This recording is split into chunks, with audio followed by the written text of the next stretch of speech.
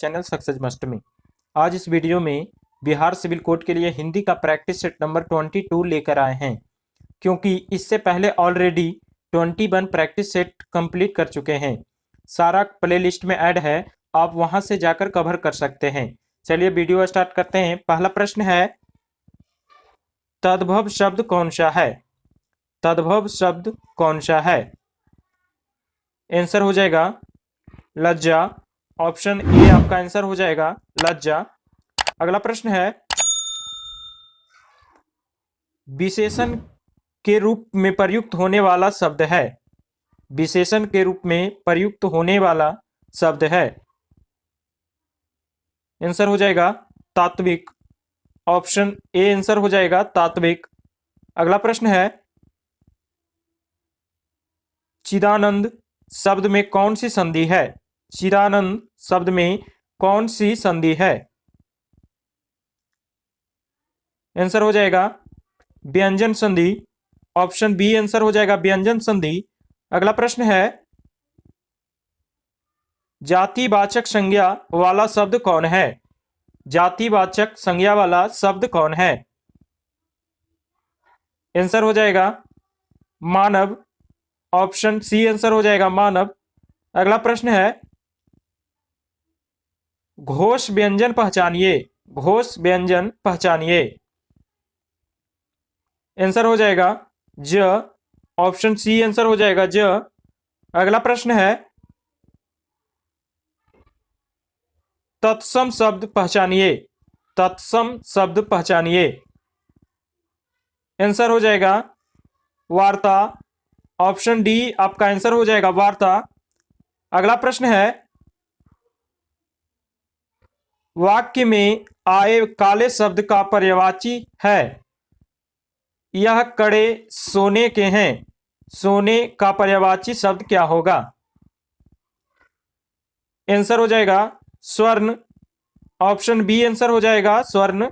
अगला प्रश्न है, आम का तत्सम रूप है। आम का तत्सम रूप है। आंसर हो जाएगा आम्र। ऑप्शन डी आपका आंसर हो जाएगा आम्र। अगला प्रश्न है, उज्ज्वल का संधि विच्छेद है।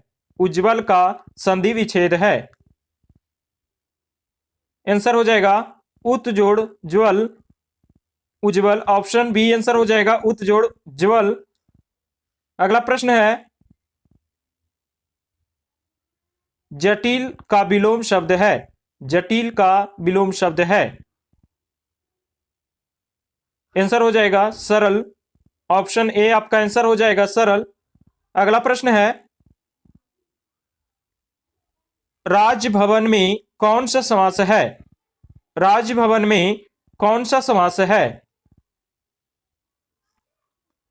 आंसर हो जाएगा तत्पुरुष। ऑप्शन ए आपका आंसर हो जाएगा तत्पुरुष। अगला प्रश्न है, श्री गणेश का विलोम शब्द है। श्री गणेश का विलोम शब्द है। आंसर हो जाएगा इतिश्री। ऑप्शन ए आपका आंसर हो जाएगा इतिश्री। अगला प्रश्न है, ताप का विलोम शब्द होगा। ताप का विलोम शब्द होगा। आंसर हो जाएगा शीत। ऑप्शन बी आंसर हो जाएगा शीत। अगला प्रश्न है, सही बर्तनी वाले शब्द का चयन करें। सही बर्तनी वाले शब्द का चयन करें। आंसर हो जाएगा सौहार्द। ऑप्शन ए आपका आंसर हो जाएगा सौहार्द। अगला प्रश्न है, दिए गए शब्द का विलोम चुने। दिए गए शब्द का विलोम चुने। मौन। मौन का विलोम शब्द क्या होगा? आंसर हो जाएगा वाचाल। ऑप्शन सी आंसर हो जाएगा वाचाल। अगला प्रश्न है, दिए गए शब्द के समानार्थी शब्द का चयन करें। कमल का समानार्थी शब्द क्या होगा? आंसर हो जाएगा अंबुज। ऑप्शन ए आपका आंसर हो जाएगा अंबुज। अगला प्रश्न है, दिए गए शब्द के समानार्थी शब्द का चयन करें। पुष्प का समानार्थी शब्द क्या होगा? आंसर हो जाएगा प्रसून। ऑप्शन बी आंसर हो जाएगा प्रसून। अगला प्रश्न है, दिए गए 4 विकल्प में से उस विकल्प का चयन करें जो नीचे दिए गए मुहावरे का अर्थ व्यक्त करता है।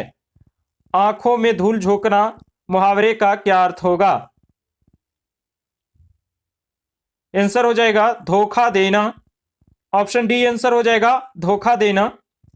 अगला प्रश्न है,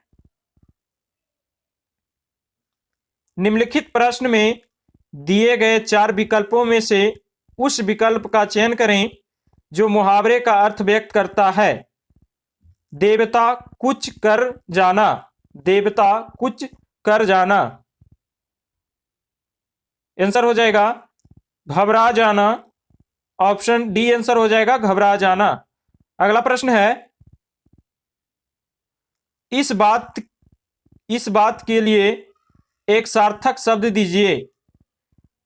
किसी पर विजय पाने की इच्छा रखने वाला।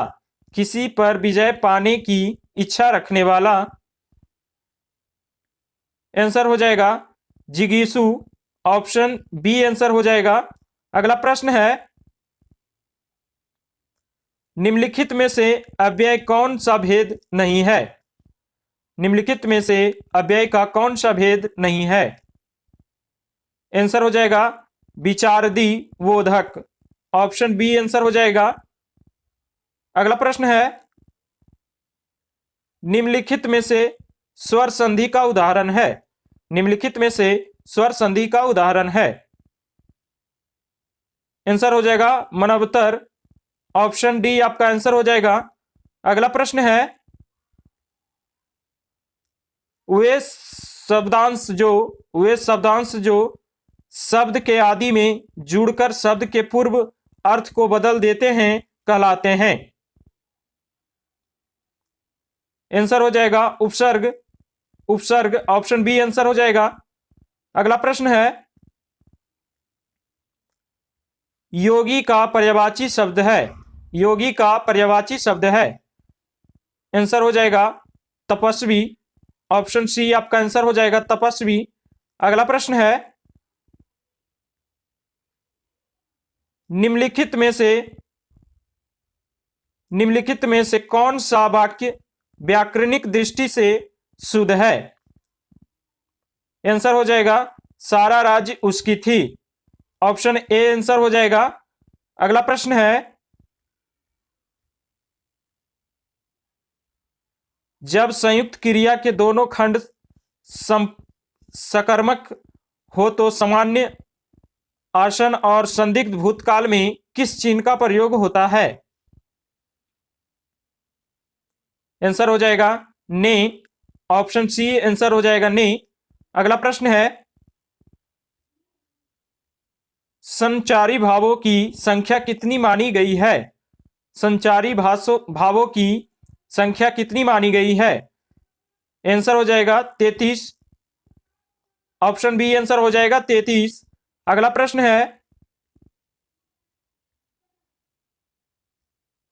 निम्नलिखित में से काव्य दोष नहीं है। निम्नलिखित में से काव्य दोष नहीं है। आंसर हो जाएगा वाचालतम। ऑप्शन डी आंसर हो जाएगा। अगला प्रश्न है, ट, ठ, ड और ढ वर्णों के प्रयोग का संबंध काव्य के किस गुण से है? आंसर हो जाएगा ओज। ऑप्शन बी आंसर हो जाएगा ओज। अगला प्रश्न है, हिंदी में शब्दों का लिंग निर्धारण किसके आधार पर होता है? आंसर हो जाएगा संज्ञा। ऑप्शन ए आंसर हो जाएगा संज्ञा। दोस्तों वीडियो अच्छा लगा हो तो लाइक करें, कमेंट करें और सब्सक्राइब करें।